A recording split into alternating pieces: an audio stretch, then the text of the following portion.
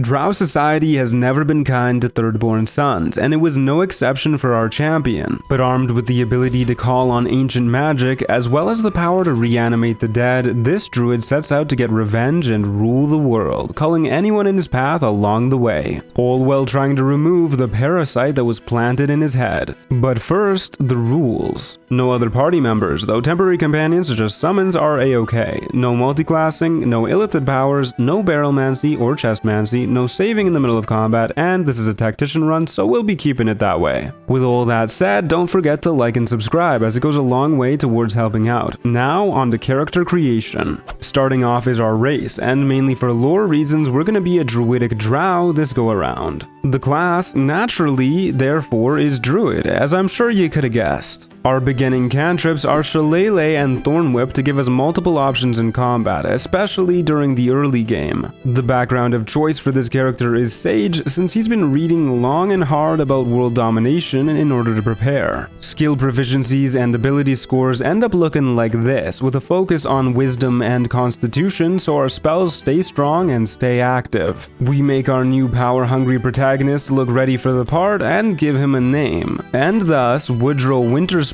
is ready for the journey of a lifetime. Woodrow awakes on a burning nautiloid with a burning need to get to safety, but as we're heading to the helm we encounter a talking brain by the name of Us, a potential minion and intellect devourer who needs a little help getting freed, and after putting our dexterity to work we get the first of our army of followers. As we're progressing further we get jumped by a Githyanki soldier, and then a few imps jump our whole merry little gang. Us immediately starts proving to Woodrow that they're a useful pawn, and while no one's looking we get revenge on that foul Gith for threatening us. The rest of the imps go down pretty easy with our intellect-devouring pal getting yet another crit. Once we make it to the helm, we find a whole host of problems that our army isn't quite large enough to deal with. So we just send Us on distraction duty and skedaddle our way all the way to the controls at the end. Then we tickle the tentacles together, get blasted by a dragon that will surely live to regret it, get hit in the head with a rock, and somehow miraculously land safely on a beach below. Next morning we awake and it's finally time to start ruling the world. But first, look at this fun little hat that we got. It does kind of mess with our hairdo, but we'll rock it for now. After that, we immediately find a trapped illithid and get revenge on those cephalopod sickos that kidnapped us. Unfortunately, as we're exploring further, we stumble across a cultist goblin raid on a druid encampment, and for whatever reason, the goblins start attacking us too. The fight doesn't start off great for our temporary allies, with the enemies hitting real hard and them missing real often. Woodrow, however, is doing a mighty fine job on his end, besides getting shot by a ray of sickness at least. And the Druid Grove folks ain't doing too bad either. From here, the fight progresses pretty swimmingly. The bad guys start to get knocked down quicker and quicker, and Mr. Winterspore stays standing. We only lose a couple allies, but you know, they were useless anyways. Before you know it, that was the last of them. For our efforts, we get level 2, granting amongst other things the ability to wild shape into a myriad of different animals, but more importantly, we get our subclass, the Circle of Spores, which lets us use both Symbiotic Entity and Halo of Spores, the former being a great way to increase our survivability and damage with our wild shape charges each short rest, plus it scales with our level, and the latter being essentially free damage each turn as a way to weaponize our reaction if we're doing nothing else with it. To round us out, we also get Bone Chill at this level for a nice way to deal range damage. Continuing on, we get poking around the Druid Grove for answers, and find tensions between the Druids and their tiefling refugee guests are a wee bit strained. In fact, we find the Druid leader getting ready to murk a kid, but the kid was a thief and we'd do the same, so we let it play out. Then we meet the healer Nettie, who instantly racially profiles us and then compliments her own bedside manner.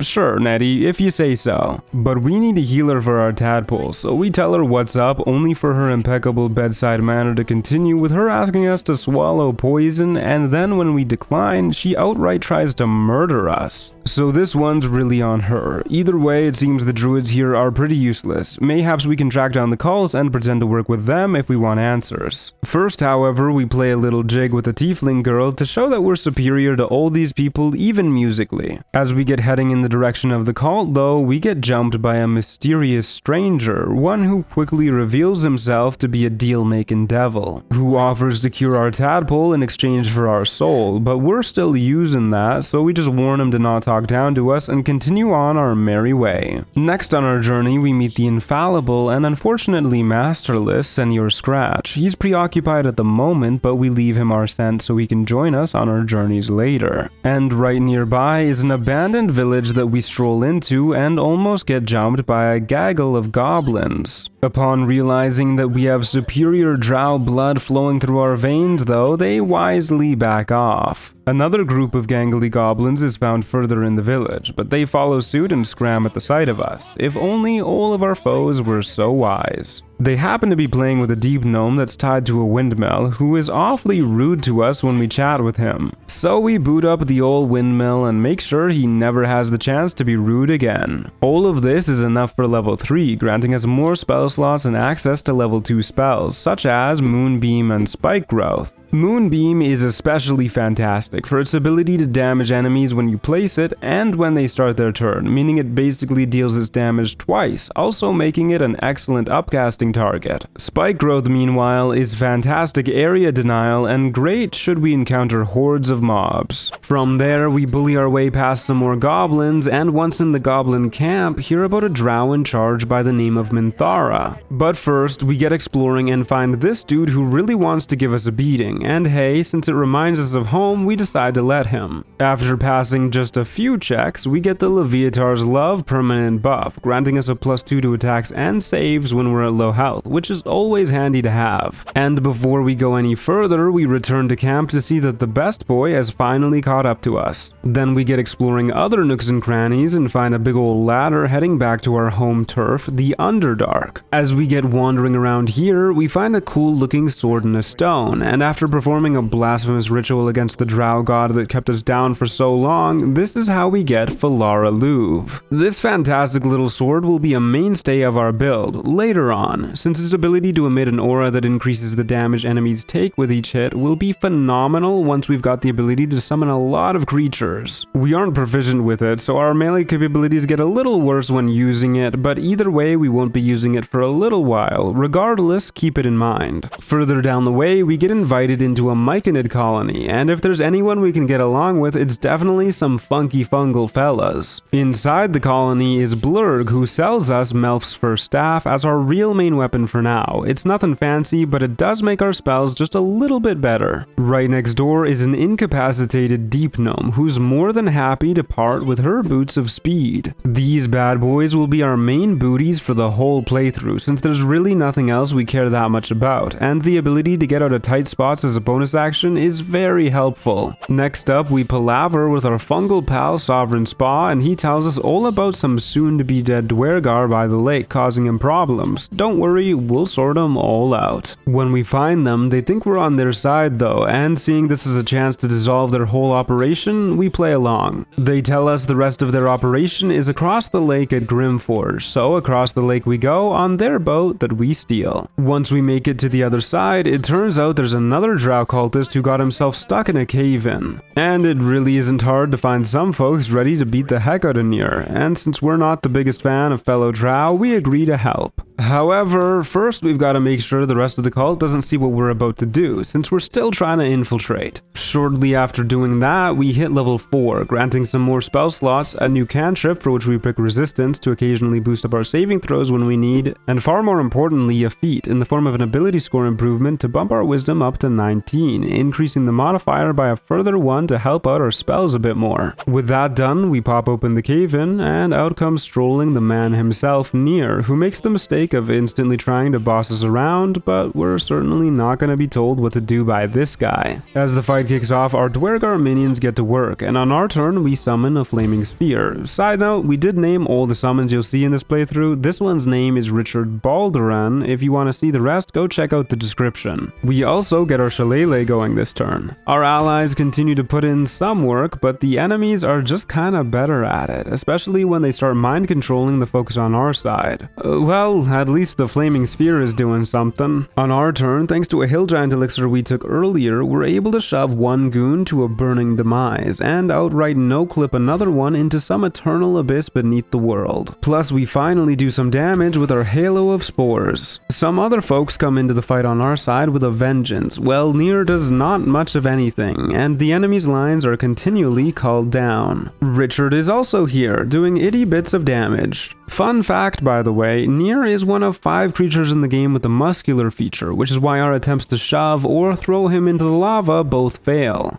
Gotta give props where props are due, my man's got a mean workout routine. He is also smart enough to run far away from the lava after seeing our attempts. So on our turn, we just take out whoever is closest and pass it along, leaving all of our myriad minions to continue to wail away on him. Another round of the gang bullying Nier, and that is him down for the count, with his sole crony following suit. Before they bounce, the Dwergar we worked with tell us about a place called Moonrise Towers, where these cultists are hunkering down. Sounds like we'll be heading there eventually. For now though, we head deeper into the forge and encounter some sentient armor who are easily surprised with a thunder wave, followed up by a shove to get the one that succeeded their save. While they're still surprised, we also yeet another one into the lava lake below. Meanwhile, they just spend their turns dashing to reach us. You know what that means, more yeeting off a cliff. Then they get kinda stuck for a few turns, so we just blast them with a few bone chills until eventually they get unstuck and start running up a convenient cliffside.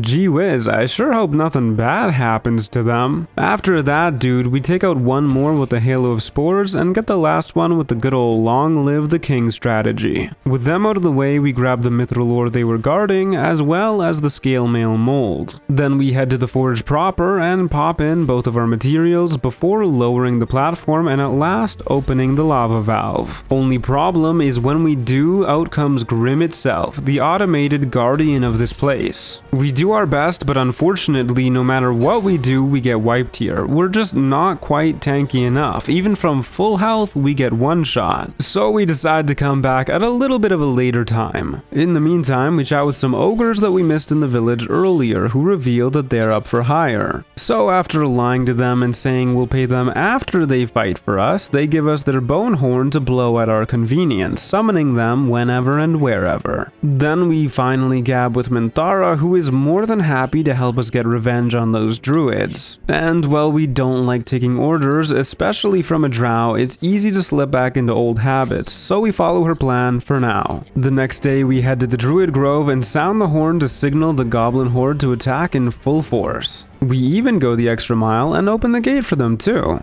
Just like that, the slaughter begins. And it really is quite the slaughter. Just look at this initiative order. There's like 3 defenders and none of them last very long at all. I certainly would never go so far as to call this a fight. Deeper in, the massacre continues, with Minthara getting in there herself and helping with these repugnant refugees, but the final blow is all ours. Afterwards, all the civilians incapable of fighting are easy enough to mow down. Only problem is Minthara's getting a little eepy and needs us to finish the job on the druids by our lonesome. Well, I suppose at least we've got some goblins to help us. Or not. Thankfully, a couple survived to tank the spells that we really don't want to deal with, as well as deal some damage to Kaga. When we get the chance, Woodrow conjures up those ogre minions from earlier who somehow come in behind enemy lines. And we also summon our flaming sphere for good measure, well breaking Kaga's concentration with Halo of Spores. Said sphere whittles away at an enemy. Most of the baddies go after the goblins, though embarrassingly enough Kaga loses concentration again, but they do finish one off. On our turn, we just poke away at the enemies a little bit while continuing to retreat up the stairs. The ogres finally start dunking on some druids. The last goblin goes down for the count, and so does a druid's canine companion. With Lump and his pals in full force, the enemies congregate on them and focus their fire, completely ignoring us. Since we don't actually want to pay that 1k gold we promised, we sit this one out in the hopes that the ogres will just barely lose. But it doesn't really seem to be going that way. In fact, they're kind of obliterating the druids with them not doing much to fight back.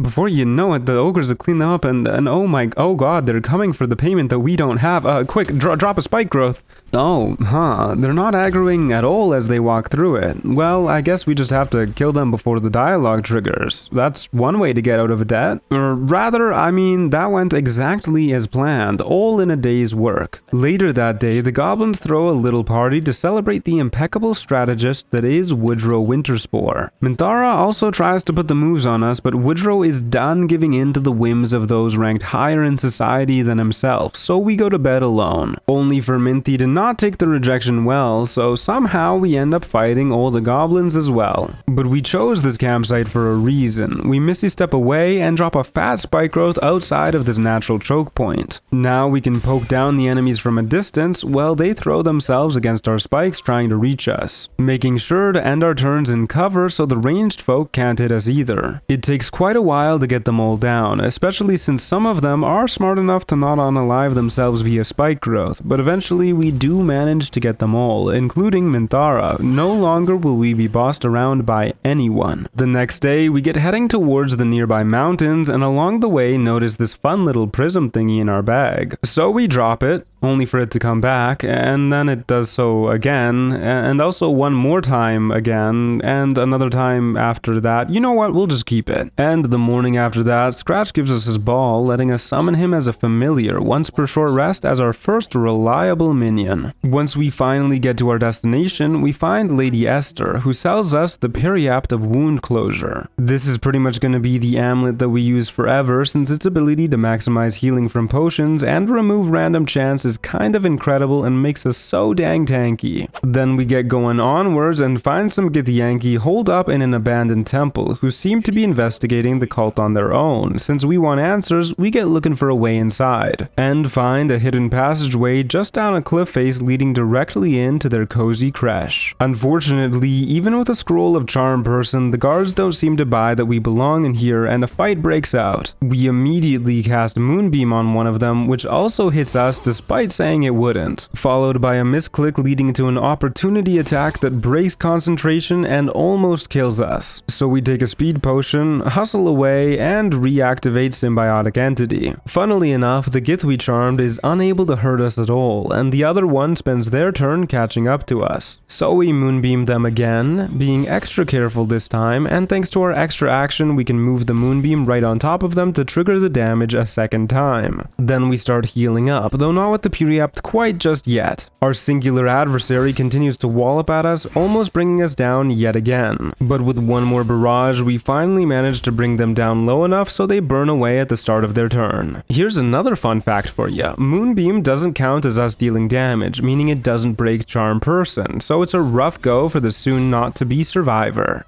Thankfully, it seems those guards weren't well regarded since no one cares that they're dead, and we're able to go up to Jacques Gira to buy the Gloves of Dexterity. These fantastic finger protectors boost our dex up to a whopping 18, which increases not only our saves and AC, but also our initiative, helping us get better positions in fights and destroy enemies before they can even act. You can bet your bottom dollar we'll be wearing these fellas for a long time. Then we head upstairs and find some drunk and sleepy kobolds to test our power against. And despite this definitely being a great spot for spike growth, we decide to give Flaming Spear a shot, since if it's not good here, when will it be good? Only for it to get the bejesus beaten out of it, fail to blow up a fire wine barrel, and shortly thereafter die a sad and unremarkable death. So we just start taking out enemies the old-fashioned way, while kiting them with our boots of speed to ensure we don't get surrounded. This strategy takes a little while, but bit by bit they're slowly whittled away with or without the help of the Flaming Sphere. Either way, our little detour has earned us level 5, granting 3rd level spells, most importantly of which is from our subclass, Animate Dead, a spell that at the moment can be used to summon either a high damage skeleton or a tanky zombie from a corpse. Using higher level spell slots will get us more and improved undead, but regardless, it's always a tedious spell to cast since it requires a humanoid corpse that was not killed by acid, fire, lightning, necrotic, necrotic or radiant damage, which, as I'm sure you've noticed, is half of the damage types in the game and most of the ones that we deal. Either way, we continue on and find a couple lads yelling at some old lady, who quickly reveals that she's got some sort of necromantic prowess before disappearing in a puff of smoke. Right down the road is her little tea house, where she's torturing some whiny girl, but it's here she offers to make a deal with us to remove our tadpole. We're not silly enough to take her up on that, but we do snoop around and find a hidden basement, which upon entering causes Ethel to show off her true form and demand that we leave, but where's the fun in that? Instead, Woodrow keeps going and finds a bunch of brainwashed baddies in our way, and it's really nothing that Moonbeam, as well as Best Boy Scratch, and a whole lot more Moonbeams can't solve. Then we hop our way all the way down to the bottom and get preparing with an invisibility potion. We make a quick pit stop to free Myrmidon in case she knows something that we need, and fire off a darkness arrow to hide in when Ethel pops out. Then we fire off, you guessed it, a Moonbeam to start the fight. She does her little thing where she splits off into a bunch of clones, but since she can't target us while we're hidden in the darkness, the turns pass by uneventfully. This means we spend our turns firing off Moonbeams left and right, refreshing the darkness arrows and using a speed pot to make it go by a little faster. Until eventually Ethel surrenders, begging for her life, while offering us power in exchange for letting her go with the girl. But we want to know what the girl knows, so we intimidate our way into getting both. The power-up comes in the form of +1 to our wisdom, bumping us up to a nice even 20, and Myrmidon tells us Ethel was gonna bring back her husband using necromancy. Sure enough, we find a wand in the back room for just that purpose, and with the girl begging us to do so, how could we not bring poor old Connor back to life, as an undead servant of course. This gives us the second marriage item, letting us as an action conjure Connor, who's a pretty standard zombie that lasts for 10 turns. The kicker is there's no limit to how many times we can do this, making him the ultimate unkillable tank. Since we'll be needing more bodies, we head back to the Underdark beach where the Dwergar are and grab all their corpses laying about, sending them to our camp. In the process, however, they get a wee bit annoyed at us for stealing their boat earlier and a fight kicks off. We don't really want to do this without backup though, so we flee for now and go recruit Sovereign Glut, who also wants to dunk on some Dwergar. Our last bit of prep is assembling the gang squad. With every summon we can muster, Glut even gets in on the fun himself a little bit.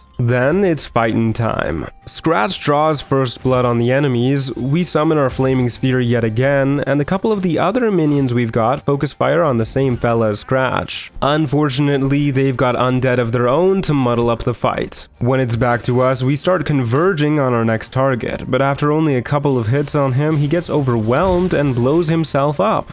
Fair enough. The squad cleans up the enemy summons with the rest of the round. After that, the fight splits into 2 mini scuffles, with different followers focusing different enemies, but the Flaming Sphere's flaming trail burns us and makes us drop concentration on itself. Either way, with just 2 enemies left and more than enough bodies to distract them both, it's not difficult to whittle them away until the fight is all cleaned up, with us making it out almost entirely unscathed. Turns out having 6 meat shields to tank for you is pretty dang good. Once that fight is done, we return to Sovereign Spa to tell him that both the Dwergar and Nier have already been dealt with, giving us the greatest reward a boy could ask for, a dance party with some funky fun guys. Oh yeah, and Bliss Spores for a 1d6 bonus to all of our rolls until the next time we rest, which should hopefully help us out back at the Forge. To be sure, we also summon a zombie, Scratch, and Connor, and prep with a jump spell and strength elixir on ourselves. Then Scratch attacks the lava valve to get this party started. Woodrow tries to shoot the gargantuan golem to get his attention but misses. Scratch's auto-pathing for a jump takes him into the lava, and Grim stops exactly where we want him to anyways. Here we learn the hard way that every zombie except for Connor can't actually attack items for some unknowable reason, and Connor can't jump. So we use our halo of spores to bring down the hammer, crushing Grim for a buttload while summoning a horde of magma Mephits. but a scroll of Ice Storm that we managed to get earlier easily eradicates them, only for the big fella to waste its turn just standing up. To try and keep it where it is, we resummon the unkillable Connor to the center platform, but that just results in him getting wombo comboed into oblivion and Grim wandering off regardless. Meaning we've got to reposition to the opposite end, conjure Ol Reliable yet again to distract, and pray Grim actually moves where we want it to this time. Thankfully it works, and with Undead Fortitude, our lad even manages to stay standing, well, at least for a moment. Since the Titanic Terminator barely moved, we get to crush it one more time, and while it's getting up, hop on over to the center platform to finish it off with a good old whack. Our reward for manhandling this machine is access to the forge to craft both the adamantine shield and the adamantine scale mail. The shield is exceptional in that not only does it give immunity to crits, but it also makes it so enemies that miss us get sent reeling, further reducing their odds to land future hits. Adamantine scale mail is pretty good too, with a base AC of 16, universal damage reduction of 1, also crit immunity, and if anyone should land a blow on us, this also applies a couple turns of reeling. Both of these are pretty dang good, but the shield is gonna be sticking around for a little while longer than the armor. To make sure we're not missing anything, Woodrow does a tad more exploring in the village from earlier and finds some spider-infested caves. The first set of arachnid adversaries we find lurking down here go down pretty smoothly after just a few rounds. But as we progress further in, we find a house-sized spider trouncing about, and that calls for a bit more prep. First we ensure we've got a skeleton sharpshooter to back us up, then we sneak in and break the web mama spider is lurking on, before critting the big lady herself, who immediately spews out a gaggle of newborns. Thankfully she ends her turn on yet another web where our skeleton that was hanging back can knock her down. Scratch gets obliterated instantly, but our calcium-powered pal continues to lay into the queen. Meanwhile, the little whippersnappers get us a couple times, but with a poison resist elixir and our damage reduction, we're feeling absolutely fine. The matriarch jaunts on up to our remaining summon to chomp away as well. Unfortunately, we can't quite make it to his aid since we're busy channeling our dark side by massacring these younglings, and using Halo of Spores to destroy the webs that the other spiders are standing on. Still, our heroic skeleton is more than willing to sacrifice his unlife to damage the matriarch in the process. Now it's just us against the world, and that really can't stand, so we get the flaming spear out as well as keep poking enemies with our halo as usual. They do a pretty good job missing us in return, the sphere gets some tickles in as well, and Mama just kinda meanders about down there. To keep them occupied, we summon Connor into the mix down there, only to watch as yet more spiderlings hatch from their eggs. On our next turn, we finally manage to take out one of the larger spiders, whose surviving partner continues to miss terribly, and wanting to get something done, the flaming sphere hops down to low ground and starts wailing away.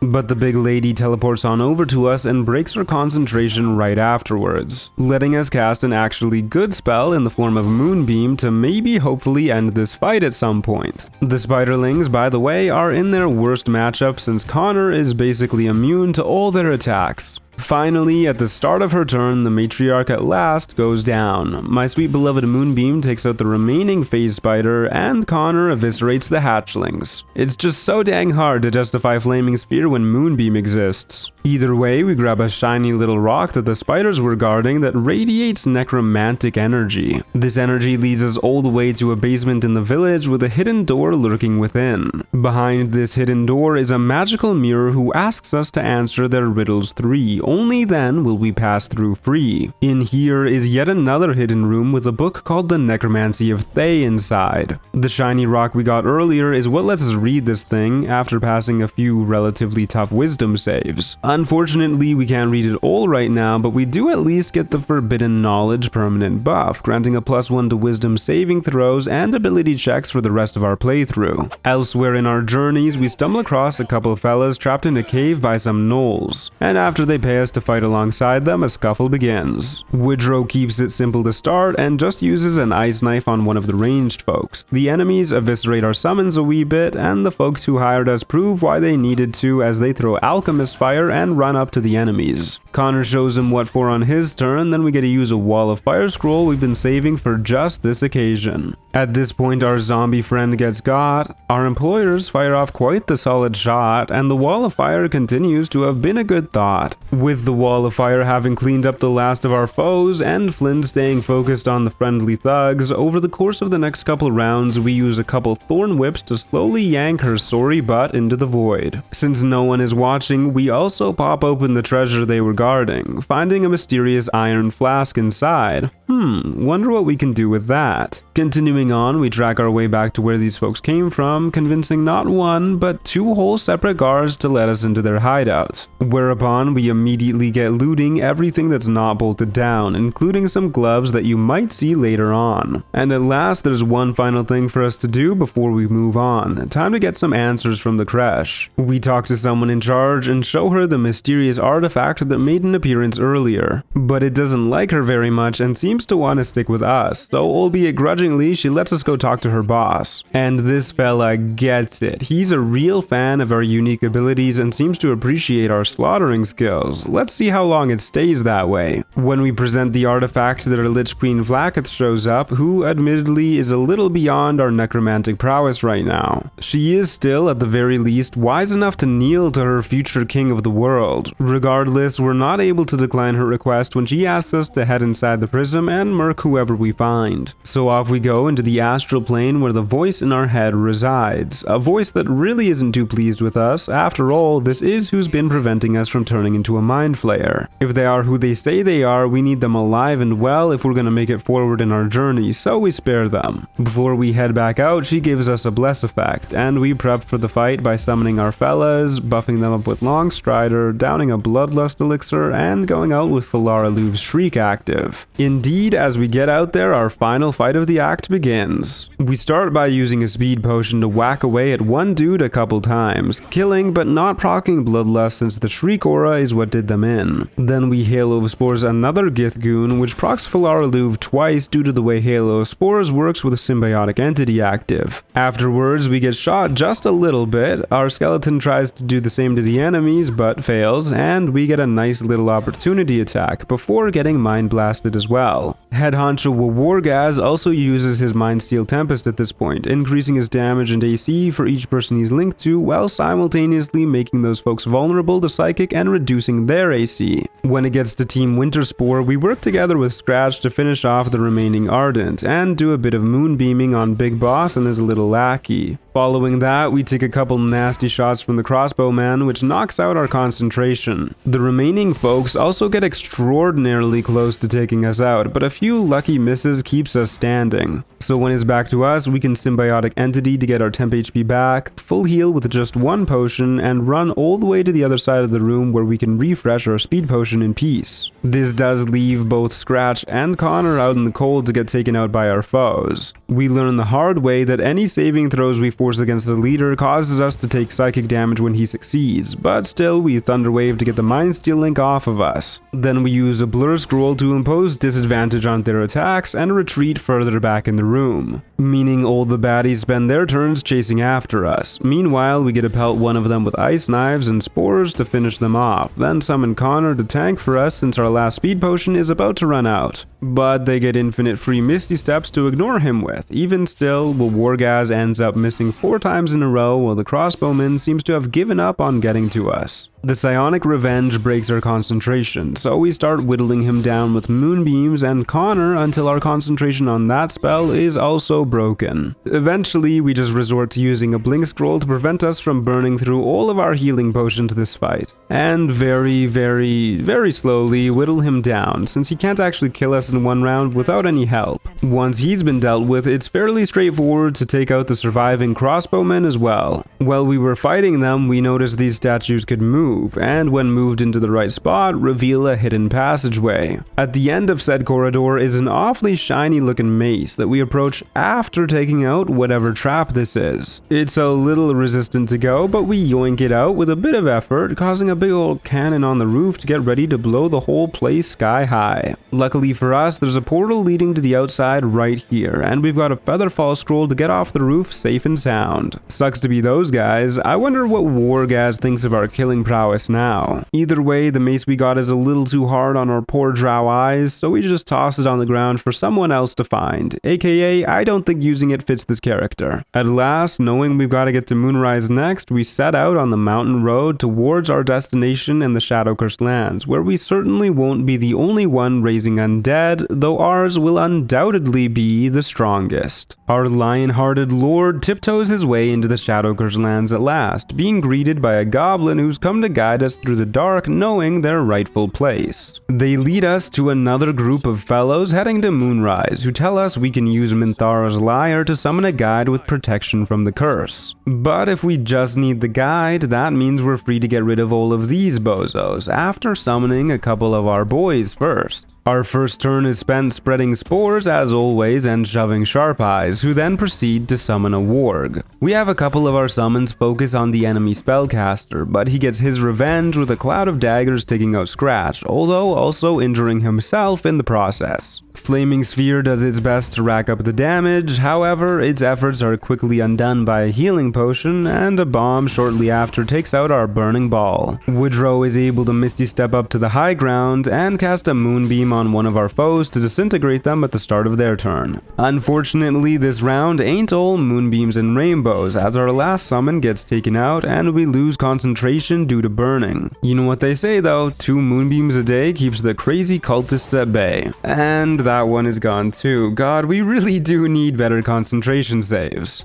Guess we're doing this the old-fashioned way, taking out the Sharp Eyes, so we've just got 2 foes left. They just kinda sit there and pass their turns though, since it seems they can't reach us, which means we get to murk another one of them on our next turn as well. The Barbarian then remembers they're a Barbarian and has the strength to jump up and wallop on us up here. Thunderwave in its turn lets us down when we try and blast him off. So we end up taking a few more wallops before we eventually down a flying potion, go back down on the low ground and hit him from here, only for him to follow us back down, so we swap our positions again. Rinse and repeat for a little while, getting our licks in where we can, until eventually this last fellow goes down for the count too. Once that's all done, we get our spell slots and summons back and play a little jig on the spider lyre. Sure enough, the guide shows up, a Dryad abomination who is aghast at the massacre that took place here, but it's clear the magical glowing lantern he's holding is what grants folks immunity to the curse, so we'll be taking that. We once again leave behind our summons to Misty Step away and get Moonbeam up and running. Since it's AoE, it has no problem ignoring this guy's sanctuary. He of course massacres our meat shields in a matter of moments, but he also can't actually reach us since I guess he ain't the type of Spider-Man most of us are used to, so after just a few rounds of moonbeaming, we destroy him too. As we pick up the lantern, we notice there's a tiny pixie trapped inside, and after cutting a deal with her, we set her free. If we could reanimate her for her powers, we would, but alas, we'll settle for a blessing to permanently protect us from the curse. Now that we're free to do some Shadowlands sauntering, we follow the road to a nearby protected settlement, and immediately get assaulted by yet another druid. It's like these people want us to turn them into unthinking undead. They think just because we've got a tadpole in our heads that we're an enemy. Luckily, so does Flaming Fist Marcus, who's actually an enemy in disguise that vouches for us, leaving us free to wander about the grounds and talk to Quartermaster Tally, who sells us the Cloak of Protection and the Yuan Ti Scale Mail. The former is our Forever Cloak, granting a +1 to both AC and saving throws, real dang hard to beat despite its simplicity.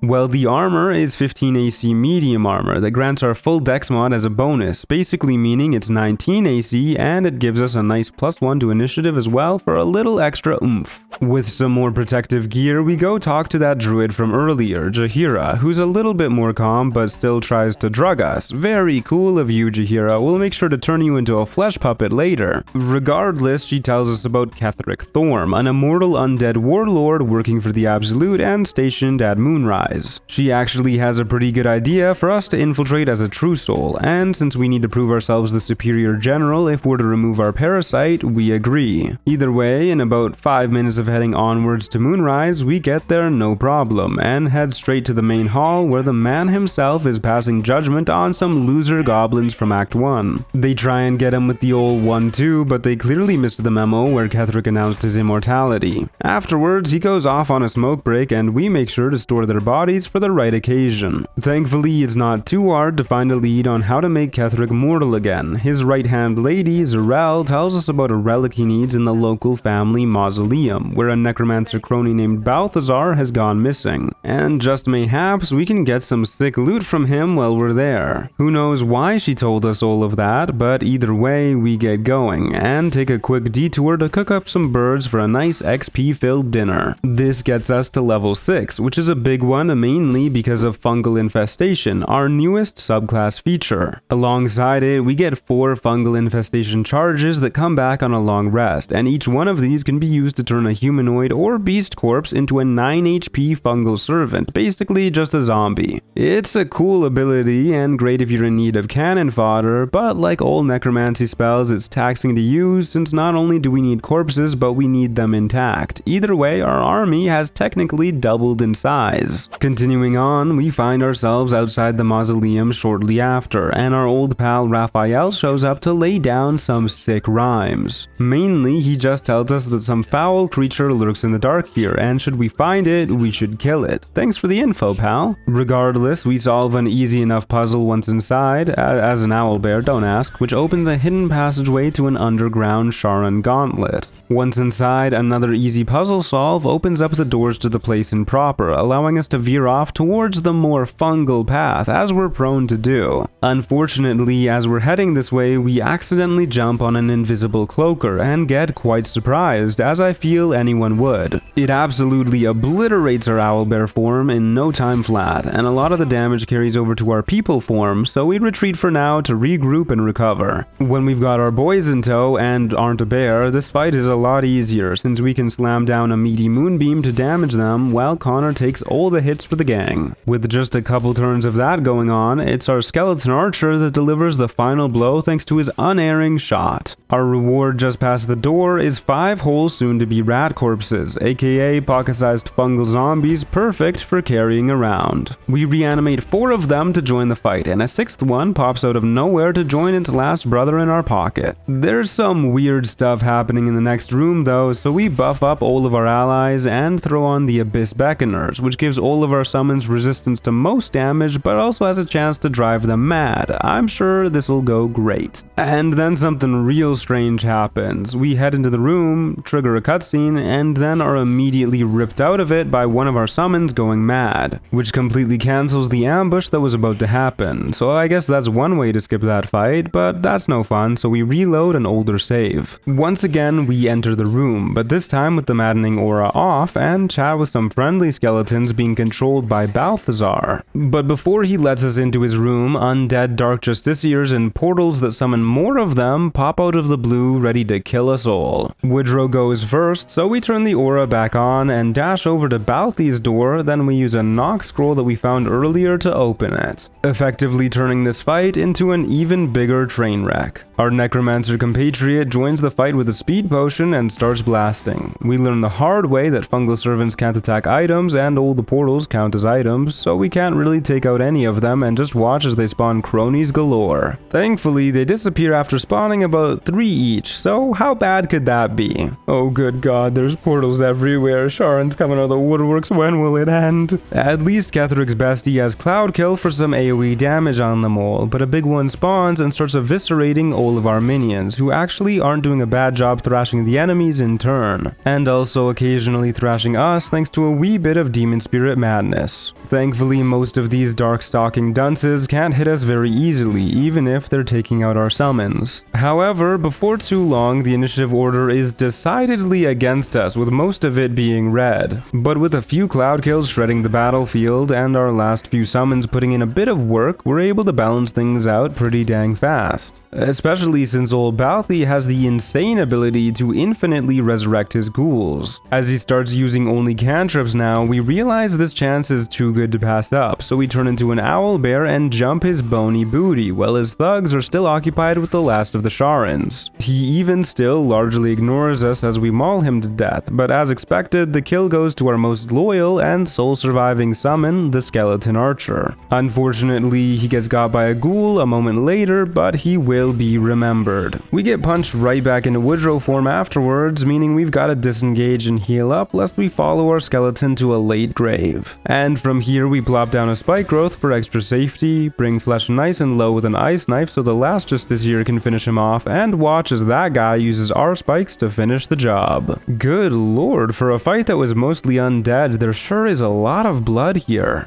Our efforts were for good reason as we loot the circle of bones from Balthazar's corpse. This headgear gives a 6-meter aura around us that gives allied undead resistance to BPS and gives a free cast of Animate Dead once per long rest. I don't often remember to position myself properly for this aura, but even if it only reduces damage on occasion, it still gives our summons some much needed tankiness. Also nearby, we get the Callous Glow Ring, giving all of our attacks 2 extra radiant damage on any illuminated enemies. This works extra well with our Halo of Spores since it triggers twice while we have Symbiotic Entity active. Since the Necromancer can no longer guide us, we get wandering around and stumble across a series of trivial trials, first of which is the Soft Step. All this involves is sneaking our way past a shadow and then lockpicking a door at the end to grab our first Umbral Gem, which will undoubtedly need for something. Trial 2 is the self-same, aka Woodrow works out all of his lingering self-hatred issues while Connor helps him jump his clone. Upon turning the Faker to ash, we're able to yoink Umbral Gem numero dos.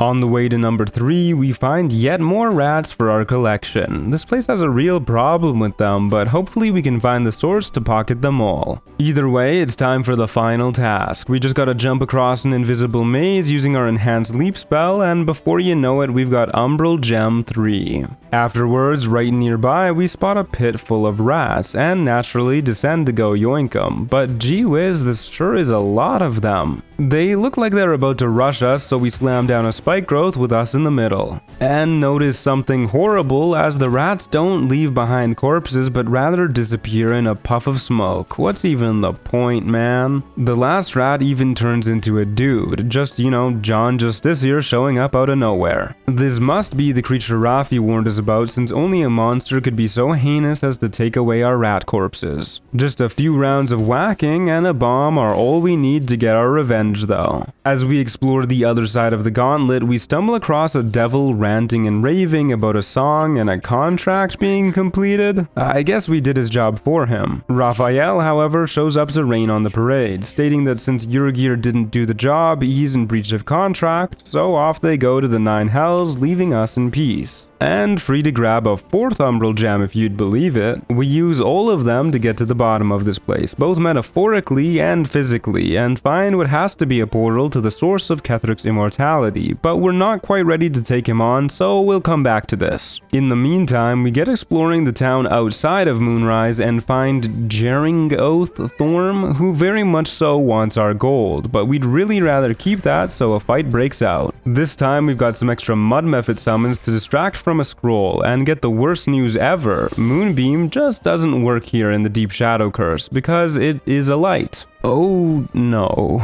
It doesn't register at first why this happens, so we use a speed potion and try again. Of course, that one drops too, so we retreat onto the roof. Our summons start to get massacred, and as it turns out, the Mephit self-destruct ability isn't as good as I'd hoped, but we're still able to take out some of the floating skulls, which weakens Jerry in the process. Eventually, we turn into an owlbear and start mauling like crazy, which triggers our bloodlust elixir and lets us go even more ham. These skulls do barely any damage to us, so we get free roam of the place, taking out all of the creepy craniums so that the big lady herself goes down in one easy hit. The concentrated power of the moon may be weakened here, but a big owlbear sure ain't. A little bit more meandering is enough to get us level 7, granting access to 4th level spells such as Conjure Woodland Being and Conjure Minor Elemental, both pretty good summon spells to expand our army even further. The Wood Dryad can even conjure another summon of her own, as well as cast Spike Growth for some crazy battlefield control.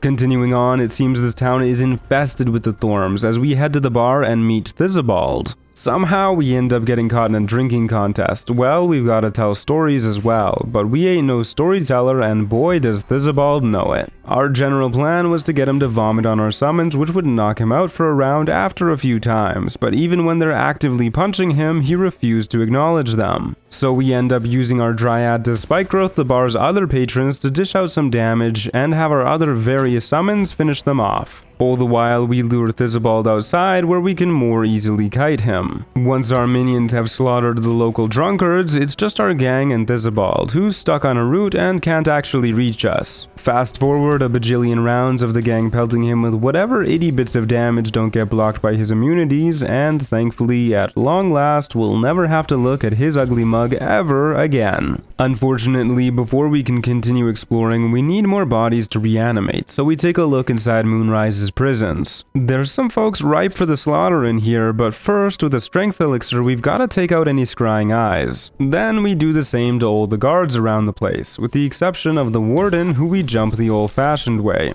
After shoving her down the ladder and blasting spores in her face till she dies, we get the Spellcrux amulet. This little trinket lets us once per long rest restore any spell slot we have, basically giving us an extra of our highest level slot for summoning purposes. What we really came here for is the prisoner corpses, so at last we line them up and shoot them down just to take them with us. With that goal down, we get ready to explore the rest of the town by upcasting Animate Dead to summon 3 whole skeleton archers without using any bodies, since the Thorn Mausoleum lets us ignore the corpse requirement. We also summon our Dryad, who summons her Wood, get the fungal zombies to join the party too, and use a scroll of Conjure Elemental to bring out an Earth Elemental. The squad can certainly get bigger, but for now this is good enough, as we track down the last of the Thorms, Dr. Malice Thorm. For some reason, he doesn't agree when we tell him he should get all his nurses to kill each other, and instead tries to kill us, so a tussle begins. To make sure the fiesta is bumpin', we summon the unlife of the party, Connor, and then skedaddle up the nearby stairs. One of the nurses still manages to paralyze us with some poison, but our Dryad is able to entangle most of them, letting the rest of the posse try and clean up the nurses. On round 2, we get our archers in position on the balcony above, where they're free to rain arrows down on the folks below. And during the same round, the nurses start getting knocked down. Once we can actually move again, we activate Falara Louv, finish off another nurse, and keep our minions focusing fire on the good doctor's goons. The last remaining sister does her best to avenge her gal pals, but she too is sent to urgent care in the following turns. Unfortunately, Malice can patch him back into working order as a bonus action, but our archers are always there to knock them right back down again.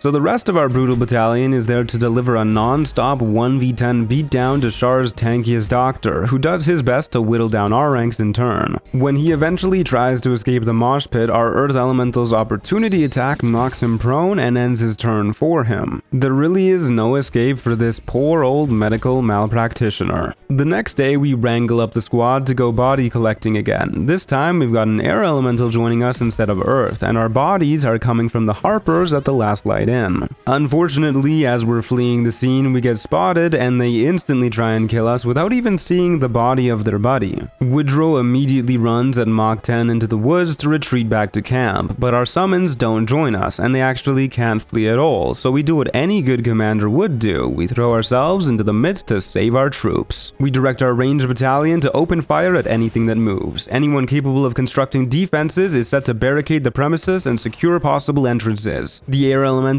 rushes to the other side to cut off enemy bogies attempting to flank, while Woodrow sets obstacles to stop further attempts. Our first line of defense is Best Boy Scratch waiting for melee combatants. Meanwhile, ranged assailants start firing through the windows, so our own archers fire back at will. The whole last light knows we're here now, and they're all making their way down to us. But our army is the best of the best. With highly trained corpses and the power of the elements on our side, no one will conquer territory that we've entrenched ourselves in. That is, until they start doing just that and whittle down our front lines. Then suddenly, Marcus, who is about 3 stories above us right now, lets out a deathly bellow that summons a host of demons. Just like that, our boys in green are saved as attention shifts to the invading infernal infantry. A second later, Marcus's mates kidnap Isabel. The protective barrier around the last light in falls, and Jahira seems to think that we're allies and gives us a rallying, heartwarming speech as now we face the last light but undead. This last showdown proves to be too much for our troops though, as we got teleported out of our defensive encampment and now we're getting picked off. Thankfully, a scroll of Cloud Kill is all we really need to destroy the enemies. And at the very least, Jaheira gets taken out as well, which sure makes me feel better about this situation. Just a few more Cloud Kills reduce what remains of the Harpers to foaming corpses, and a few casts of Moonbeam take out the Shadow Creepers that popped up as well. Our boys may have sacrificed their lives in the line of duty, but with all these corpses laying about, it won't be hard to rebuild them. Their sacrifices were also not in vain, as we get level 8, granting another 4th level spell slot for Summoning Goodness, and a second feat in the form of Warcaster. This handy fella grants the ability to cast Shocking Grasp as an opportunity attack, and more importantly, gives us advantage on all concentration saving throws, so we won't have to worry nearly as much about stuff like Moonbeam dropping off. Now that we have all the bodies a boy could ask for, we get preparing for the end, starting by opening this hidden passageway in the center of town to a secret Sharan Sanctuary, wherein we make a saving throw for each mental stat, and as we pass each one we get a +5 to them until our next long rest. Then we pray at a Sharan shrine in the gauntlet to give ourselves resistance to all necrotic damage also till our next rest. And finally, we descend into the portal at the very depths of this place, plunging into it and waking in an impossible prison in the Shadowfell. At the bottom of this place is a figure known as the Night Song, the source of Ketheric's immortality. When she kneels to us and pledges her help against Ketheric, we agree to set her free. And so, after years of imprisonment, the Night Song is no more, and Dame Aelin, demigod daughter of Selûne, joins our army. And, well, she says it best herself. Ketheric Thorm must die. Although I doubt she'll be a long stay in the army, since she's easily influenced by the sight of all the Harper corpses for some reason. Ah well, once the rest of our troops make it to Moonrise, we have the Dryad precast Spike Growth and then initiate the war. Woodrow starts with a Misty Step scroll to bait out any counterspells, then we use a 3rd level Moonbeam to no one's surprise. Our ranged battalion is right there with us, peppering the enemy's front lines, before withdrawing and closing the door so we can't be targeted. Our abundant absolutist adversaries mostly just pass their turns for fear of the spikes, so to keep them up we have our Dryad run as far away as possible. Then a select few build up their courage and take the plunge in an attempt to reach us. We're able to take out this violent vanguard without trouble, and Moonbeam starts taking out the back line too. Knowing something needs to be done, the rest of the enemies finally start approaching. Thus we have our Dryad cast another Spike Growth just in front of them again to really ruin their day. With this, Zarel is able to get close enough to use a black hole, unfortunately, slowing most of our damage dealers. But even slowed, our snipers have incredible accuracy, landing a crit to take out a paladin that was far too close for comfort. Their ranged soldiers start laying down some fire too, all directed towards our Wood, arguably the most replaceable of all of our summons. A second black hole breaks our ranks even further, but since Moonbeam has been weakening Zarel, our air elemental finishes her off with its guaranteed range damage. Now we get to easily cut down the rest of this group as they kinda just fall apart to Moonbeam, as well as our amazing archers, and of course Spike Growth tearing them to bits. Even the last one can find no better way out than joining his allies as mulch beneath said growth. Oh, and there's 2 more dudes back here who decide now is the best time to fight, but yeah, I don't know what they expect to be able to do against us after seeing that display. Likewise upstairs, there's another group of baddies, this time with Marcus deciding to show up. So we boot up the old Moonbeam to complement our Dryad Spike Growth. However, the kidnapping traitor can fly over it and has a massive AoE attack that severely damages most of our summons. And it's a bonus action, so he still gets to attack us afterwards, but at the very least a shield blow knocks him prone. Our minions do their best to focus fire on him, but the nearby necromancer Misty steps over the Spike Growth and fireballs all but our air elemental back into a pile of bones. Either way, we've got to take out one of these guys and settle on Marcus, which is especially annoying because his AoE also heals him for a bunch. While the Necromites can't do much to us, they sure can pelt down our Ghastly goon. As a small concession, the Necromancer and Marcus are now close enough to Moonbeam the both of them at the same time. The Winged Menace then follows us downstairs and keeps wailing, both literally and with his sword, leaving the Necromites to dash straight through our Moonbeam to get to us. We try to finally take him out next turn, but our beam just kinda misses. I'm assuming this is due to weird stair shenanigans as always. Because of this, he gets to deal deal a bunch of damage to us and break our concentration, but at the very least our elemental is able to do the last bit of damage we needed. One last fireball is almost enough to do us in, but we miraculously make the save, then the necromites deliver the final blow to our sole surviving pal. It was touch and go for a moment, but a healing potion, followed by a 4th level Moonbeam, gets us back to where we need to be, cleaning up both the necromancer and her necromites in just a couple casts. Before we head up to the roof to confront Ketheric, we get all of our fellows back in working order, and I mean all of them, and of course we also gotta buff them up with Longstrider too. We also take a moment to use an Angelic Slumber potion to restore our spell slots in the midst of all that, and learned that it refreshes fungal infestation charges, which is why we end up with so many of them. Lastly, we activate Falara Louv and get going up there. Ketheric doesn't seem too happy about the fact that we've ruined his immortality and created a much cooler army than his. And as he's prattling on about his master plan being ruined by us meddling kids, Aelin shows up to join us at last. With the battalion at full force, our showdown starts. We're up first and immediately cast Hold Person on the caster that can fireball our merry band. Then we send in the boys to get a clobbering so that she has no chance to do anything, instantly taking her out. A Bloodlust Elixir gives us a second action to get a Moonbeam going too.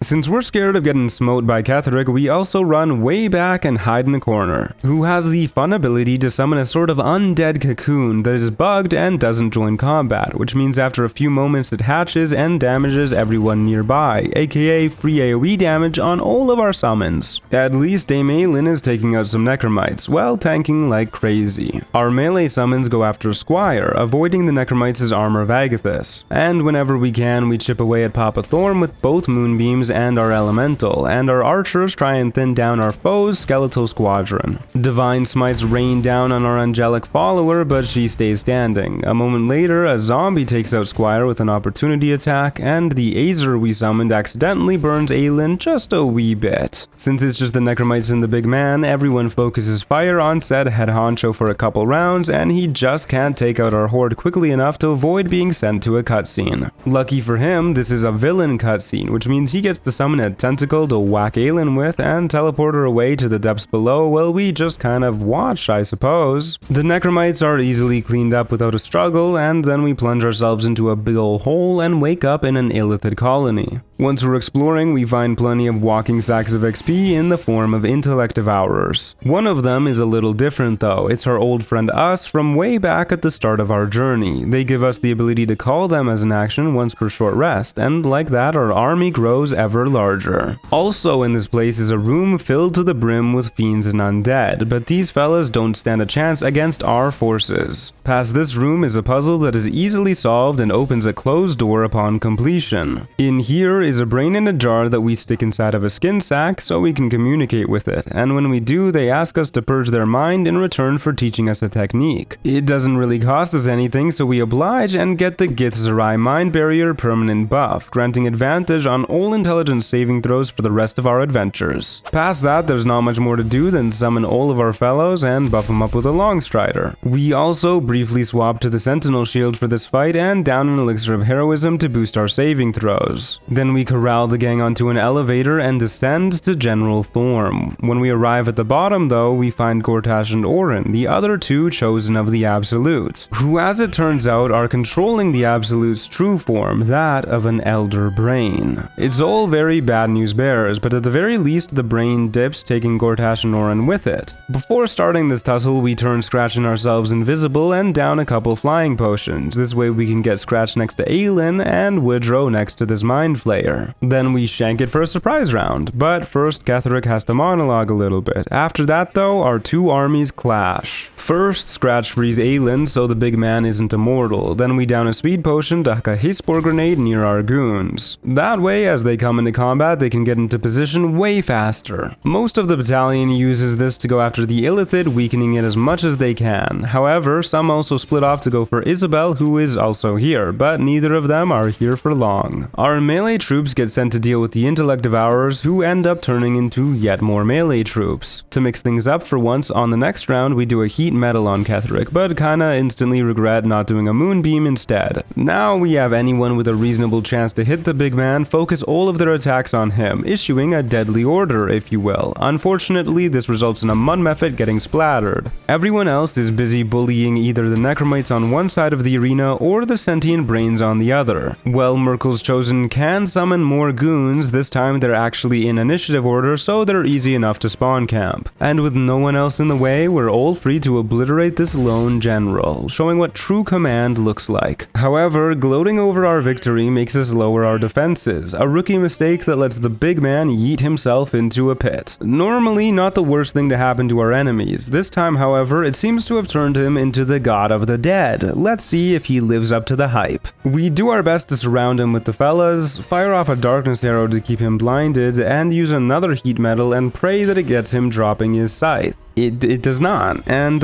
yeah, that's not a sustainable tactic. Instead, we change strategies, having our melee minions that can actually attack items obliterate the skeletal cocoons. Our melee units that can't do that end up face tanking the scythe, which prevents the apostle from using his map-wide AoE attack. General Winterspore also conjures the ever-beloved Moonbeam to tick down Merkel's HP, and our ranged units continue to pelt from afar. At this point, we realize we can resummon Connor every turn to tank the scythe, and use a stream of darkness arrows to block any ranged attacks, effectively completely negating everything this boss can do. So, bit by bit, with the whole squad working their assigned roles, and poor Connor definitely getting the hardest of them all, we slowly but surely whittle him down. Now that's how you command an army, General Form. Of course, we let our minion Aelin get some extra hits in after the fact to keep morale up, followed by looting the netherstone he was using to command the Elder Brain. All of our efforts have gotten us level 9, and along with it, 5th level spells. Most notably, we gain the ability to cast Conjure Elemental without worrying about scrolls, so all the vendors in the land can sit at ease for now. And now we're ready to head to Baldur's Gate, where the last leg of our journey awaits, alongside more strength and enough troops to make the ground quake as we march. Tremble in fear, all those who face the mighty General Winterspore. Our gallant general has finally escaped that awful shadow curse and is set to arrive in the big city tomorrow, so we settle down for the evening, when all of a sudden we're accosted by some Githyanki who must really want to join our horde, given the fact that they're trying to fight us of all people. But that's a problem for a later time. For now, we just misty step away and dash all the way through the portal that they came out of. And ooh boy, what's a fella gotta do to reanimate that thing? Anyways, there's some Gith here too, being a nuisance to our dream visitor who we very much so need alive, but before we can run to their rescue, we gotta get the whole squad up and running. Then we jump into action to save the day. The first set of 2 that we encounter isn't at all difficult, as we shove one of them to an eternity of floating through space, and the gang has a good old-fashioned bonding beatdown with the sole remaining one. As we head to where our dream visitor is, we flesh out the squad a bit more, remember to cast Longstrider on them as always, and jump down to the big old God Skull, where we find a friendly Mind Flayer. How curious. They're getting their butt kicked, but yes, indeed, this Illithid is our old dreamy pal. It doesn't really matter what they look like since we need them alive, but their inability to fend for themselves is not a good look. The fight starts in proper with a few of our brainiac buddies being taken down, but on our turn we start with a, you guessed it, 4th level Moonbeam to whittle away while we skedaddle somewhere safer. Our Mind Flayer pal manages to stun one of them, and our army at last begins to open fire, dealing pretty good damage to a couple of them to start. As it gets back to us, we try to take down the fella who's weakest, but this just results in us getting blasted by some solidified air, and then blown up alongside a large amount of our summons. Seems they know who's in charge. Either way, the Emperor, so our ally calls himself, is able to dominate one of them for a turn, while the rest of our goons keep these Gith distracted. And the first one goes down to our Moonbeam, which means we get to start beaming our next target, who is less than thrilled about the prospect and takes out 2 of our summons in return. Their buddy also breaks free of the domination no problem and starts bullying some of our other fellas. The bumbling battalion continues to beat these bozos just a bit more, and a meaty Moonbeam hit on our next target means we've got 2 down and 2 to go. One of them goes after us, but a quick shield bash knocks him down and the MP stuns them. Meanwhile, the other is all tied up killing our Wood instead. A couple rounds and a couple last beams is all we need to finish off the stunned one, and the Emperor further proves themselves a horrible ally by waiting to use Chain Lightning until there's just one foe who's about to die anyways. Yeah, we're gonna replace this guy the first chance we get, and as it turns out, it's actually this imprisoned Gith whose power is protecting us, and a plan starts to form, but we'll need a way to free him first. For now though, we just portal back to camp and find something already got the gith out here, so we just pick up their bodies for later use and call it a night so we're nice and rested in the morning. When we wake up, this thing approaches us, but everyone knows kids are immortal, so since we can't get use out of her, we tell her to scram. Elsewhere on the way into town, we find Ferg Drogher, who sells us the Hellrider longbow, and while we don't actually have proficiency with this thing, it does still give us a +3 initiative, so there's no harm in keeping it on us. Unfortunately, as we continue onwards, we find the way into town is closed, cause old Gortash is getting coronated on the roadside. But with a potion of flying in tow, drawbridges really don't matter much at all to us. Once inside the fortress, we meet Gortash himself, who immediately is very friendly with us. He even goes so far as to congratulate us on beating Ketheric. Could you imagine little old Woodrow getting recognized by an archduke? This is our kind of guy.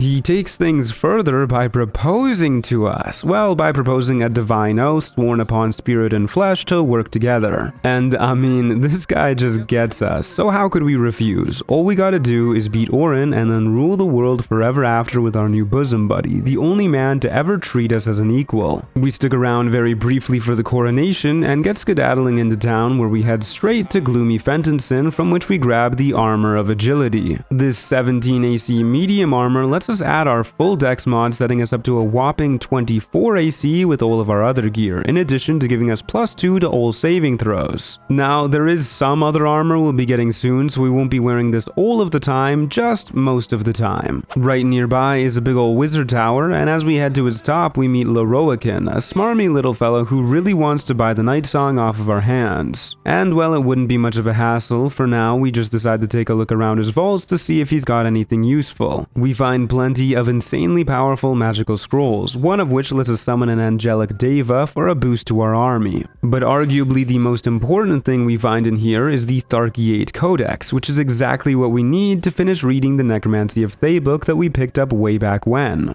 Indeed, after passing just one more check, we gain the ability to cast Danse Macabre to summon 4 AI-controlled ghouls once per long rest that explode on death. Trust me on this one though, AI controlled and explode on death is a rough combo, so we won't be using them too often. Then we saunter down to the Stormshore Tabernacle to see if any gods of destruction care to bless our rampage. And for the low cost of 3,000 gold, we get the Anointed in Splendor permanent buff for yet another +2 to all of our saving throws, making us even tankier. With that out of the way, the gang is looking a little dead, so to liven them up, we decide to take him for a swing by the circus, but they absolutely refuse to let us in, and so a fight breaks out with their ghoul guard. Which, well, let's just say Moonbeam doesn't go great with our new exploding ghouls. We try not to let it get us down and enjoy the circus in their memory, wherein we find Stony of Stony and Boney's Creations, who let us commission a statue of ourselves for 5,000 gold. It is also mostly naked to show off our manly muscles, of course. And it also gives sweet stone features for a permanent 1d4 bonus to attacks and saving throws. When we head off to bed for the evening, this creature is back, begging for us to let her stay. However, we just throw her food away in an attempt to get her out of here. Turns out it was just Orin pulling a prank on us, which, I mean, yeah, that makes sense. Only such an insane monster could come up with a thing like Yenna. Then she turns into our bestie and tries to convince us to betray him, but alas, the bonds of brotherhood are ironclad, so we just tell her to bugger off. The next morning, we find a suspicious false wall in the city with the stench of necromancy inside. Sure enough, beyond this wall we meet Mystic Carrion, an ancient mummy lord with powerful magics. We can tell he'd be a tough cookie to crack, but there really can be only one necromantic master in town. For now though, we play along and try and find his weaknesses by asking him what he needs help with. Turns out he's got a rogue zombie on the loose that needs wrangling, so onwards to Wranglin' we go. Before that though, we also purchase the armor of the Sporekeeper, 13 AC light armor that increases our spell save DC and necrotic damage by 1. More importantly, it also gives us the ability to create 3 types of special spores once per long rest, the kingpin of which is haste spores. Essentially a free haste spore grenade, so we won't use this armor frequently, but we'll throw it on if we ever want our group to do stuff real fast and real often. During our search, we get jumped by some Sahuagin from the ocean. It's a pretty straightforward fight that can be taken out nice and quick with some lightning lightning, a spike growth in the corner so as to not hit NPCs, and a veritable horde of underlings to take them out. But once they're out of the way, in a nearby hut we find Thrumbo, the missing zombie, only to be yoinked out of the conversation by a guard on the other side of town getting aggroed on us. This one took a while to figure out why, but it's cause Sailor Pete decided to unalive himself using our spike growth that we forgot to cancel.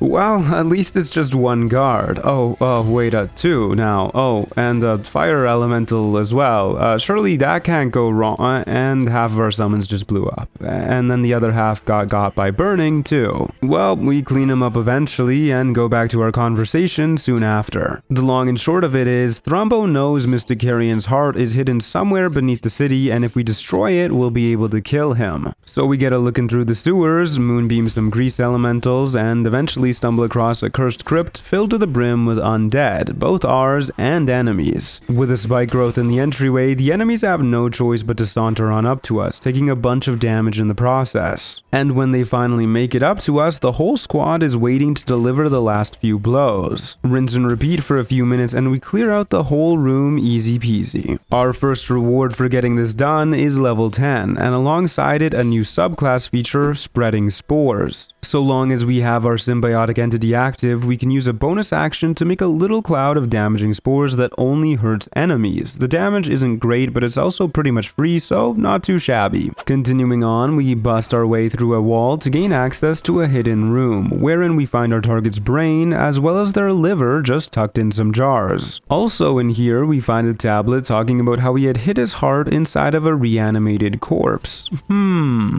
Woodrow's investigation then takes us to the city's mortuary. Once we lockpick our way inside, we find the old sport's lungs just laying on the table. But we still need his heart, so off we go to Thrumbo to make him vomit it out for us. After acquiring all of Mysticarian's bits and bobs, we have a preemptive, or maybe long overdue, funeral pyre for him. Then we're back at his mansion, but before the fight, we activate our Shriek and jump right into the tussle. We've got our Sporekeeper armor on, which means we start by haste sporing the whole battalion and dropping a fat wall of fire on as many of the baddies as we can. A spike growth from our Dryad further makes this place an absolute nightmare to traverse, while the squad continues to open fire on anything that moves. It's a bit of a nightmare logistically, but eventually we're able to command our troops to whittle down the first casualty. And even though the head honcho gets a turn, they just waste it targeting our Azer. We drop concentration on wall of fire and the growth so our summons can actually get in and start blasting away. A brutal cloud kill by everyone's favorite MC starts ticking away at the good guys in return. However, our flame elemental stops the big baddie before things get out of control. The cloud kill is still here though, so that's cool. Either way, with how outnumbered the enemies are, we can easily clean up the last of them. And after telling Thrumbo the good news, he rewards us with the Crypt Lord Ring. This little trinket lets us cast Create Undead once per long rest, letting us turn a humanoid corpse into a far more useful mummy that serves as yet another powerful recruit. Unfortunately, with all this reanimating going on, we're a little light on corpses, so we get to collecting some more from random folks about town. After we kill this chef though, this strange fella shows up soon after and talks about how he wants to help us become the ultimate murderer. So he gives us a list of names and sends us on our merry way. Naturally, we send in a lone skeleton to the local wine festival to do this assassination for us, only for the guards to approach and try and arrest the skeleton. I feel like he could just wiggle his hands out of the cuffs. Anyways, somewhat surprisingly, poor skeleton archer isn't great at talking their way out of things, so they're given two options to choose from. I don't know how in the world the guards decided this was the best course of action, but their mercy grows thin when skeleton archer takes their frustration out on the nearby wall. It seems even in the great city of Baldur's Gate, police brutality is still a prevalent problem. This guy, however, decides that was the coolest thing he ever did see and extends an offer to join his super cool murder cult. We acquiesce cause, well, murder is half the fun of assembling an undead army anyways. And that's how we wind up in front of Saravok Onchev, a Ballist known for wreaking havoc across the city, who also decides our bony bonanza a few moments earlier is worthy of celebration. All we gotta do is kill a cop, and after what they did to our boy, it's not hard to justify. Just like that, we've stumbled into being Ball's newest unholy assassin, and in the process gained access to where Orin is hiding. Since we promised our best friend Gortash that we would deal with her, off we go with the whole squad in tow and Falara Louv pre-activated. For some reason, she's really convinced we care about what happens to this kid, but if anything, it actually is kinda better if she offs her for us since we couldn't get that corpse ourselves. Then she transforms into a big ol' monster and the long-awaited showdown finally begins. We're up first and drop some haste spores for the squadron, then we thunderwave one of Orin's goons off the edge, damaging her in the process too. To cap out our turn, we also get Connor out here to join the fun, and of course use our halo of spores as per usual. As we get open firing on the Manic Murderer, we realize our air elemental's dex save based multi-hits aren't great against her because of evasion. At the very least, our air elemental makes for a great tank so that she doesn't jump the rest of our troop,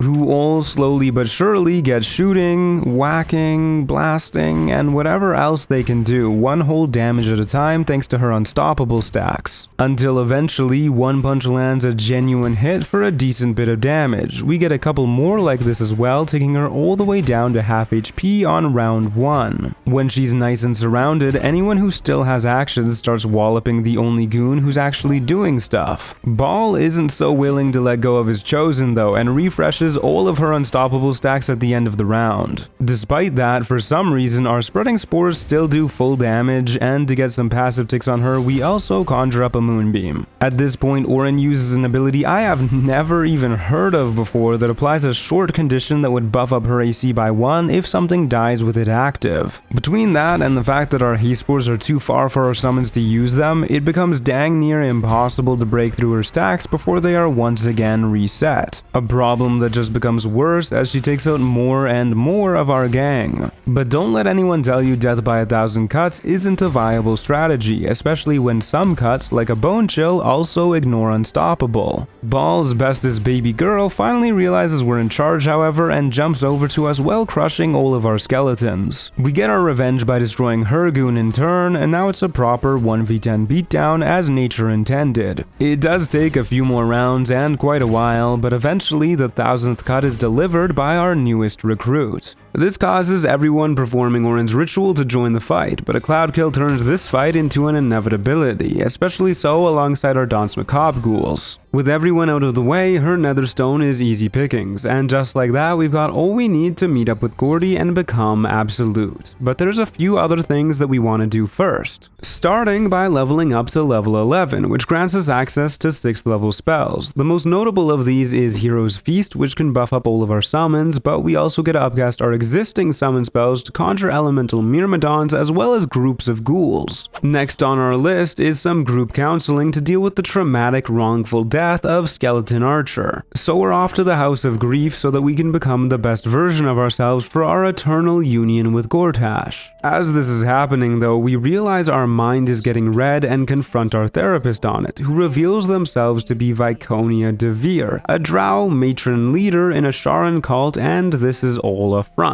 You know what that means. It's time to head into their secret basement and bring this whole place down. We start by cloud killing a whole lot of them and skedaddling up the stairs from which we came. On their turns, they teach us the hard way that darkness clouds overwrite cloud kill, and as it turns out, stairs overwrite spike growth. Every day, I feel more and more that stairs are the true final boss of this game. Either way, on our next turn, we retreat further and decide to give our new Wall of Thorns spell a shot, since I've never really seen it used. While we're prepping for the fight to come to us, most of our summons are still in the main room getting picked off. But once they're clear, the first of the enemies dive into the Wall of Thorns, and it's kinda just mediocre damage honestly, in the low double digits. We do have the Dryad cast a spike growth just on the other side as well at the edge. I was so unimpressed by the wall that I kinda forgot we were concentrating on it and switched to a spike growth, which glitches out and doesn't actually cast. And the worst part is there wasn't even any stairs nearby to blame. To make matters worse, some enemies just teleport right on over the spike growth that does exist, including Viconia, who's who straight up deletes our last summon. Her goons also land a few tickles on us when initiative gets back to them, so as revenge we use a speed potion to cast a cloud kill which triggers our bloodlust elixir. Then we use a wall of fire to further damage all of these clustered cultists, all before dashing far away so they can't gang up on us. Viconia manages to get all the way to us, but most of them just run on through the burning inferno instead. Woodrow on his turn uses a 5th level Moonbeam which doesn't trigger Radiant Retort since it doesn't count as us actually dealing the damage. And of course we continue to scuttle backwards. Since none of them even come close to reaching us, we're able to pick off all the folks ahead of the pack and even end up with a leftover action which we use to summon us, who valiantly protects us while we sleep off the effects of that speed potion we took. As a reward for their efforts, we blast them with a thunder wave as we try and fail to shove enemies into the abyss, after which we just take another speed potion and do it again, but this time actually succeed. From here, there's just not enough enemies to do any harm to us, so we're free to pick them off in any which way we so feel. Let's be real, most of the time, we're feeling Moonbeam. One of our rewards for this fight is Viconia's Walking Fortress.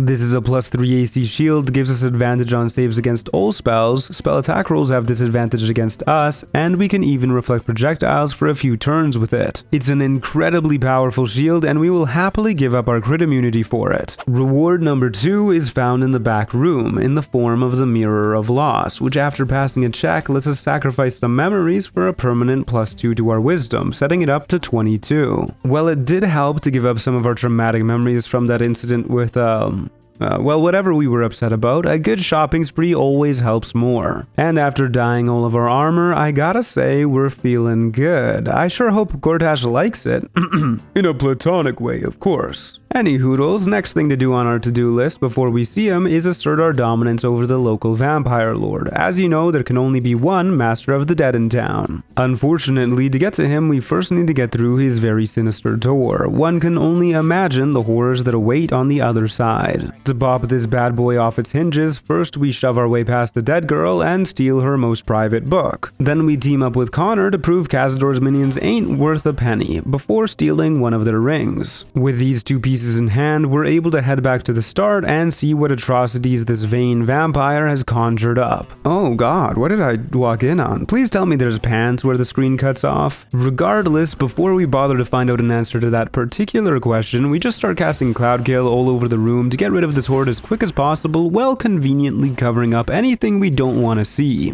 Now we're on to the man of the house, but first we get all of our summons out and precast Daylight. It seems this spell bugs the fight though, and without fail, if we have it active and approach Cazador, he doesn't actually start his ritual, even if we don't have the weapon enchanted with Daylight equipped. And we really want to beat him at his best, so we just drop Falara Louv on the stairs and decide to come back for it later. He has his villain monologue now that it's gone, and we kick off the fight and he kicks off his empowering ritual. Of course, we get rewarded with a blight right in the face, but a necrotic resistance elixir keeps the damage somewhat low. A haste spore grenade behind us is set to get all of our goons to where they need to go on their first turns. We do have new members to the squad, such as a trio of flying ghouls capable of flying straight to the far ritual circles, and an air Myrmidon capable of stunning enemies for 2 turns with just a regular melee attack. Either way, this fight turns into complete chaos almost immediately, with our minions getting walloped and walloping in turn, as everyone is kinda just hitting whoever is closest to them. Woodrow did at least pick up our sword, so Cazador's HP is ticking down from the sunlight, and the boys are out here fighting for their lives, taking out whatever they can. Then after a few turns, Mr. Sar finally ascends. Now we can really face him at his strongest, just as we intended, and it's definitely not because I forgot that standing on the circles doesn't actually interrupt the ritual. Since this is on patch 6, he heals a whopping 100 HP per round, sunlight or no, so as a Hail Mary we toss that mysterious iron flask we picked up way back when, and out comes a spectator. The kindly Cazador even sees our struggle and blows himself up a little bit too, though he doesn't make a habit of it and prefers to keep hitting us. We have plenty of healing potions to make up for it, but they don't heal as much as I'd like since I forgot to re-equip the perioptive wound closure while doing our prep for the day. Either way, not all is lost. Once we clear out all of his beastly bootlickers, as well as the spectator, it's just Cazador, Mummy, and ourselves. Meaning we get to cast haste on ourselves and bone chill away for a smidgen of damage, but also prevent old healing. We summon a Deva too using that scroll we got earlier to help out, though its accuracy isn't the best. Since this whole process is taking longer than we'd like, we speed things up with the Artistry of War scroll we stole, which almost single-handedly erases all his HP. And indeed, it's our angelic savior that brings it all home. Nice ascension, bucko. Imagine if a real master of the undead was to benefit from it. Next on our to-do list is to try and rob Raphael, cause we hear he's got a way to free Orpheus and replace the Emperor. So we head off to the Devil's Fee and open a portal to the 9 Hells and the House of Hope, where we immediately get greeted by Hope, who manages to bring back a whole lot of bad memories with the way she says hello. Regardless, she won't let us in unless we agree to rescue her from Raphael's torture, so we must acquiesce, but things never go great for people who force us into stuff. Our first stop in this massive mansion is the archives, where Raffi keeps all the best loot, and this loser threatens us to not take any of it. And now we just gotta take it, though this does ruin our disguise and alert everyone in the house that we're not supposed to be here. All that means is we mobilize the troops and issue the extermination protocol, which isn't the easiest thing against these Hellspheres that popped up, but we can at least get them to stop hurting our troops with a planar binding. However, this just makes it resort to hurting itself. I promise you, Hellsphere, there's healthier ways to cope. The army does eventually get whittled down throughout the big gang fight, but our general himself is never in any real danger, and we're able to defeat all of our foes, including one dude who looks a lot like Raphael. In fact, this guy actually has a key to the big man's safe, in which we find the passcode to be able to grab the Orphic Hammer, aptly named as it's what's able to free Orpheus. From doing all of this, we hit our final level, level 12, and with it our very last feat, for which we take Tough to increase our max HP even further, since the only thing we're worried about is getting down before we can heal ourselves back up on our turn. It's not like we were light on hit points before, but now we're definitely going to be able to take a few hits from anybody. Once that's done, we head back to the archives and pop open the magical barrier, letting us at last grab the hammer that we came here for. Now, we could just head out, but we know Hope is around here somewhere, and she can't get away with forcing us to play by her rules. First, however, we've got to beat up her jailers, and a high-level Moonbeam trivializes this fight too, especially since the imps here fail to hit us, and the spectators really struggle with the concept of doors. And so, once they're all out of the way, we get bashing on Hope's bonds and set her free, as yet another expendable recruit conscripted to our growing horde. Speaking of the horde, let's get summoning them. Oh, and would you look at that, the bath here restores our fungal infestation charges. In case you've been wondering why I haven't mentioned the fungal servants in a while, it's because we were saving them up for this. Let me tell you, it took a lot of rat killing to get to where we are. We end up with upwards of 50 creatures under our control, all buffed up with Hero's Feast. Even Hope gets in on the fun by summoning an earth elemental using a scroll we brought. Then we get everyone into position all around the exit portal, and sure enough, when we try to leave, the master of the house returns at last. Alongside, this lady and our old pal and fellow rat hunter, Yurgir, who very much so admires the dedication with which we've collected all of these rat corpses, so when the fight starts, he joins on our side. Not that you can really tell, as he blasts friend and foe alike. On our turn, we slam down a haste spore grenade to make this go a whole lot faster. Then we learn the hard way that Moonbeam doesn't damage the soul pillars that are buffing up Raffi. The enemies pretty much just blast whoever they can that's closest, and then the turn order finally passes to the majority of our gang. Most of those who can get put on pillar duty, knocking down a couple of them. The fungal zombies can't attack them because they're objects, so they surround whoever is closest to them instead. On following rounds, we use Moonbeam to pick at the Cambions, alongside our spreading spores. Meanwhile, the rambunctious Raffi is more than happy to whiff all of his single target attacks on our summons. As he gets back to the big battalion, Hope takes out the third pillar with a couple guiding bolts, and an earth elemental is able to finish off the very last one. Now with the pillars gone, it's time to slowly but surely have our crew bash down the enemies for a few damage at a time. Unfortunately, the head honcho finally realizes he's got incredible AoE attacks to kill all of our zombies, and despite them being soulless husks, he's still able to restore his soul charges by killing them. But at the very least, for a little while, we get him trapped in a corner with Moonbeam at full force on him. Not long after that, we also get the last Cambion, and this poor devil is now trapped in a 1v40.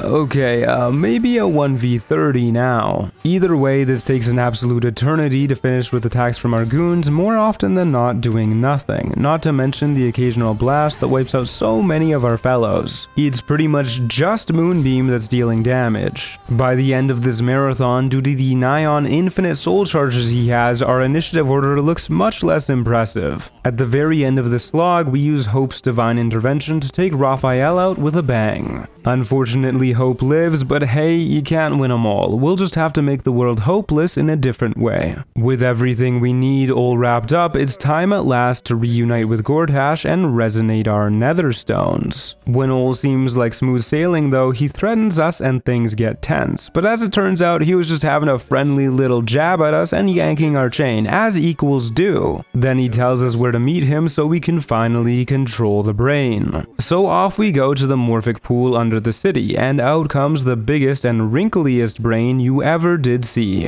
which is so powerful that it's capable of pulling us into its expansive psyche, but surely with the power of our super manly and platonic friendship we'll be able to... oh, that's not good. Our failings causes our beloved buddy to fall dead. Indeed, just like that, the only man who ever understood Woodrow Winterspore is gone. Thankfully, before it can blast us too, the Emperor manages to actually do something useful and save our lives, for self-interest if nothing else. Then he makes the mistake of saying this, and what we're about to do in a moment becomes a whole lot easier. We tell him we're freeing Orpheus for that one, and off he goes to join his arch-nemesis. Sure, why not, buddy? And welcome back to the land of the living, Prince Orpheus, who reluctantly agrees to be our ally to defeat the Netherbrain. Well, perhaps even more reluctantly agreeing to become a mind flayer so he can properly wield the Netherstones to subdue it. When we return back to the real world, it seems that we don't have much time left if we're to rule over anything afterwards. So we quickly get running towards the brain, and as we head into the closest building, find this guy delivering a speech to an empty room, and I mean, hey, more power to you, man. A small enemy army in between us and the brain has us using an invisibility potion so that the two of us can stealth past them no problem. Afterwards, all we gotta do is get to the top of this tower while a Nautiloid rains down a barrage on top of us. I'm sure you can imagine how a levitating mind flayer would make this process a whole lot smoother. Upon arriving at the top, this is our last chance to prepare for the end, so we summon as many fellas as we can, though it's nowhere near as much as we had for the House of Hope. Once we're ready, we at last climb to the top of the brain, and look who's ready to throw down their life for the enemy cause all of a sudden. Trust me, bucko, this one isn't going your way.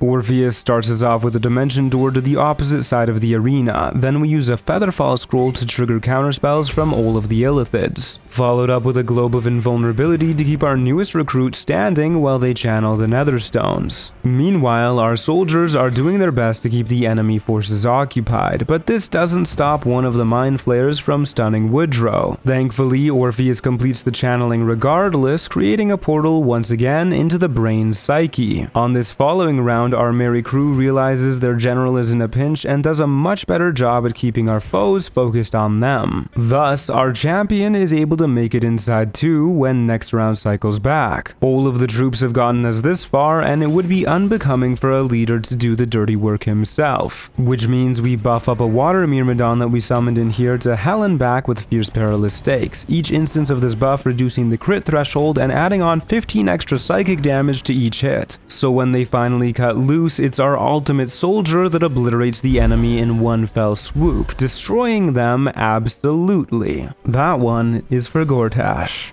The brain begs for its life at the very end, offering us the power to wield it and become absolute ourselves. It's not a hard choice to betray Orpheus and take the stones for ourselves, to at last take our throne at the very top of the world. Who will dare to stand against us now, as the whole world at last is made into our army? After all, who even could stand against us? In my name. Thank you all so much for the support on this series. The next video might be a while in coming as I am real sick right now and unable to properly record voiceover. That being said, as always, a special thanks to our Storyteller tier members, Bunny Warren, Damon, Shirtles, Mark Rainbow, Vivian, Garrett Sapp, Rat King, Saturn Girl Pining, Lovely Velvet, Apricot Antlers, Beltfed Joe, Lumina, Chance Hine, Game Life Coaching, El Guardia, Cluck Vader, Alara Luna, Achilles the Spartan, Cody Lumi, and Shay1337.